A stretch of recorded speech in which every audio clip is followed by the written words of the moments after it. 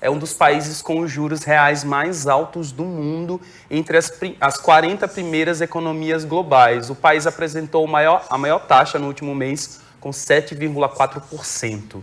Paulinho, os juros reais, eles correspondem a taxas de juros corrente descontada da inflação.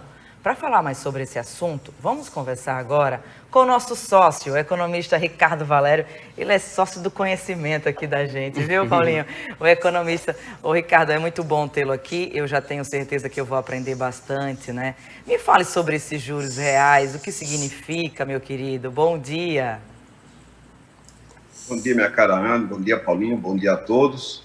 Sem dúvida nenhuma, a taxa Selic de 13,75 traz um impacto direto para toda a sociedade brasileira, para as empresas, para o mercado de uma forma geral. Não é à toa que hoje nós temos aí cerca de 70 milhões de brasileiros endividados em todos os níveis, do mais pobre ao mais rico. Obviamente, sofre mais a população mais vulnerável.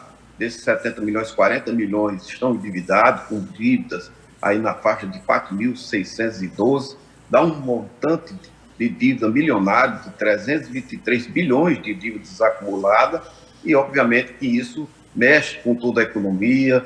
A gente tem os exemplos aí como o caso das lojas americanas, esse endividamento todo, né? E obviamente que a preocupação todinha, mesmo sabendo que é um instrumento de política monetária, a gente tem que analisar essa trajetória dessa Selic, né? Lá atrás, em agosto de 2020, a Selic era apenas 2%. A inflação começou a aparecer, em abril chegou a 12%, e justamente em março de 2021 foi quando começou a trajetória de aumentos, chegando agora, em agosto de 2022, aos 13,75, quer dizer, de lá para cá foram 12 aumentos sucessivos até chegar a esse 13,75 e vem sendo mantido nas últimas 4 reuniões. E isso nos leva a ter praticamente a maior taxa de juros real do mundo, né, que leva a toda essa situação. A gente sabe que é um instrumento de política monetária, quando a inflação está alta, é natural que o Banco Central faça essa intervenção, mas o remédio está muito amargo. Esse remédio pode deixar o paciente sem oxigenação. Entendemos que 13,75 ela é suficientemente alta para quem sabe, talvez agora na reunião de 2022, em função dos últimos acontecimentos desse final de semana nos Estados Unidos, com esses 2 bancos que estão quebrando lá, isso pode mexer com o pensamento dos consultores do Banco Central, além também da inflação que foi anunciada nossa agora de fevereiro, de 0,8 para 84, talvez agora para março ainda não haja uma redução, mas eu sou do clube dos otimistas e acho que agora até meado do ano a gente começa a ter essa necessária redução, nem que seja de 0,25 em cada reunião dessa, em 5 reuniões sucessivas aí, para a gente terminar o ciclo do ano, pelo menos com a sinalização que essa taxa de juros vai cair aí na faixa dos 12% até o final do ano. Sem baixar essa situação dos juros, a gente não diminui o endividamento que, diga-se de passagem, somente desses 2% até os 13,75, para cada um ponto, implica dizer que aumenta 35 bilhões no endividamento das contas públicas. Então, de lá para cá, a gente já teve um aumento de cara de 400 bilhões somente nesse período da alta do ciclo.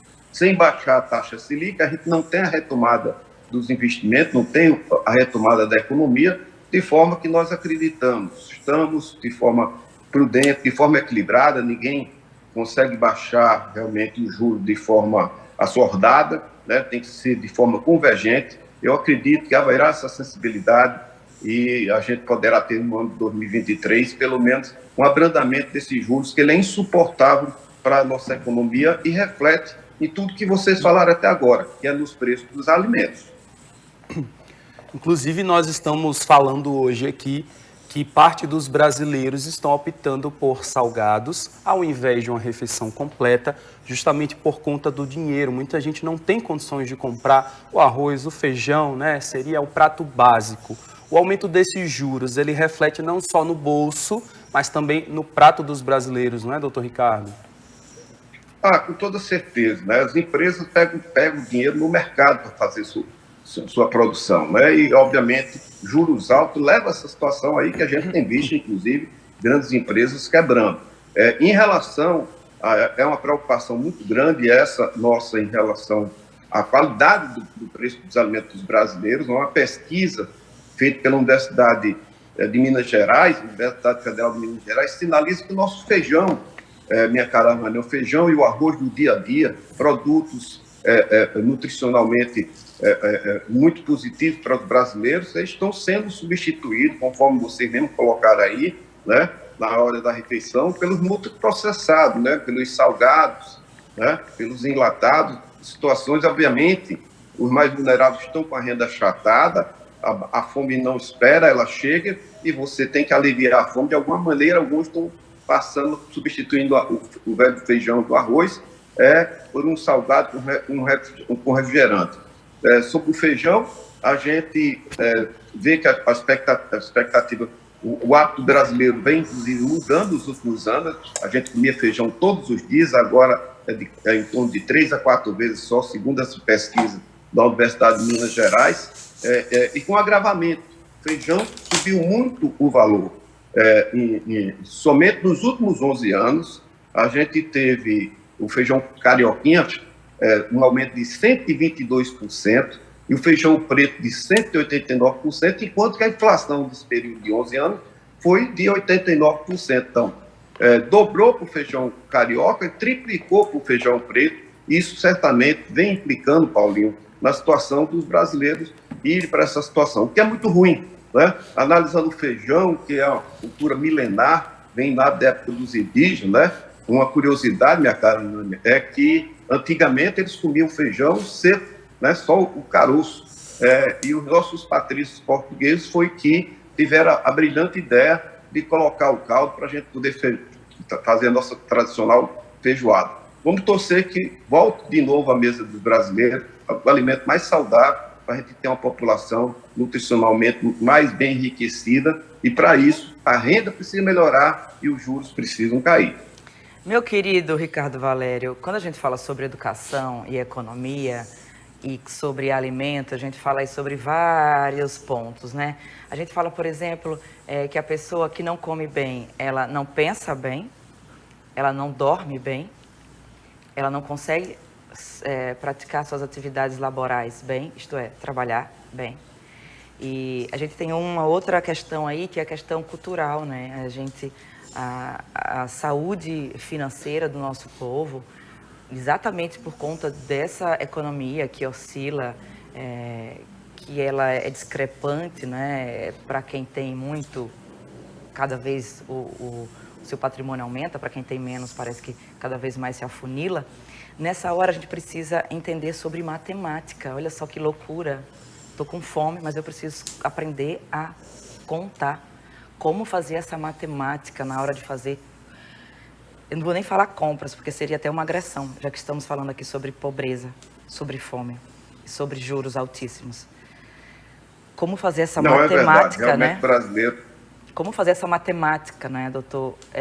Como trazer esse alimento, o que pensar, como gerar estratégias para que esse alimento chegue na mesa e que a pessoa não morra de fome? Sem dúvida nenhuma. O exercício diário brasileiro, o cinto está apertado já no último ponto, praticamente não tem mais o que ser feito, né?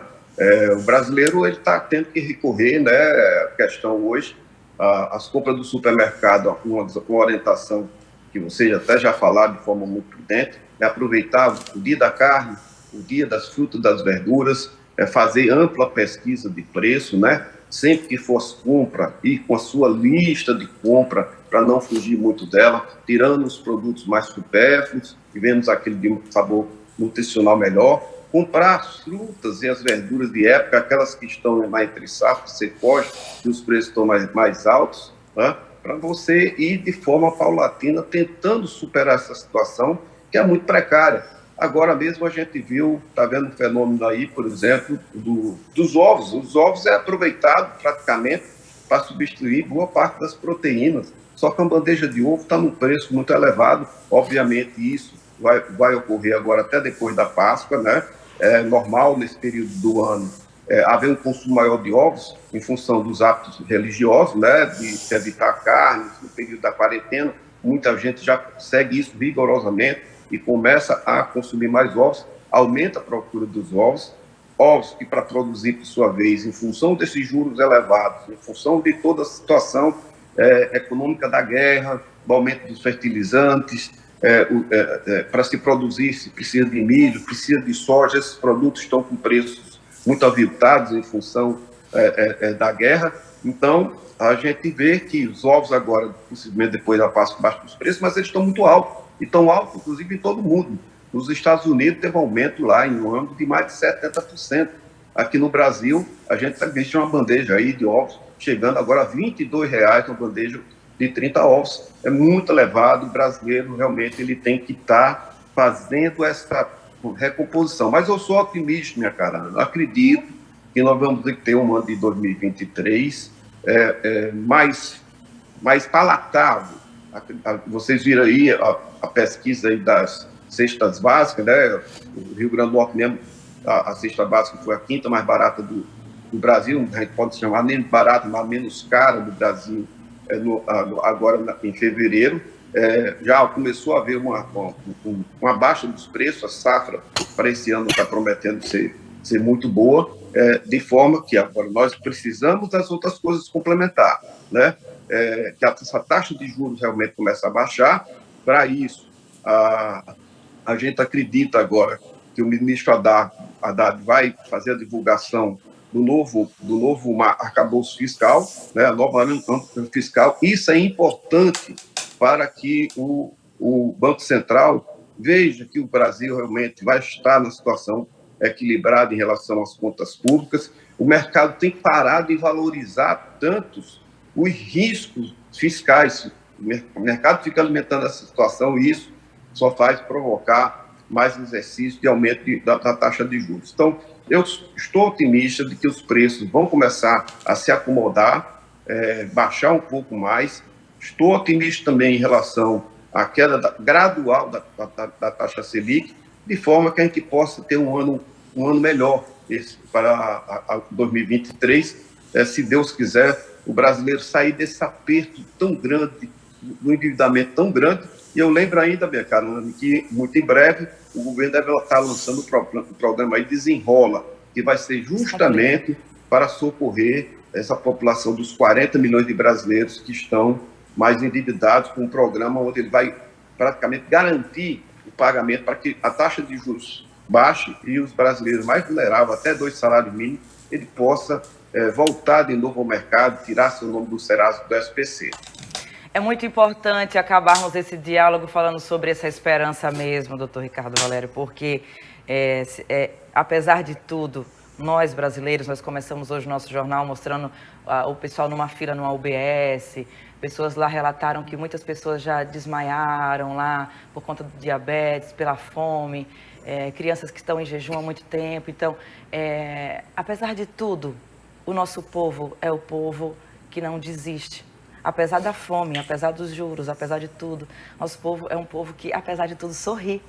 Sorri e vai à luta. Então, é com esse sentimento que a gente encerra esse bate-papo aqui, né? É com a esperança de que nós acreditamos em dias melhores. Sim, apesar de tudo, nós acreditamos em dias melhores. Muito obrigada, economista Ricardo Valério, por sua participação aqui. Já falei, hein? É sempre aula e aula das boas. É verdade. Muito obrigado pela participação, doutor Ricardo. Até a próxima. Inclusive, tem até uma notícia de que o preço da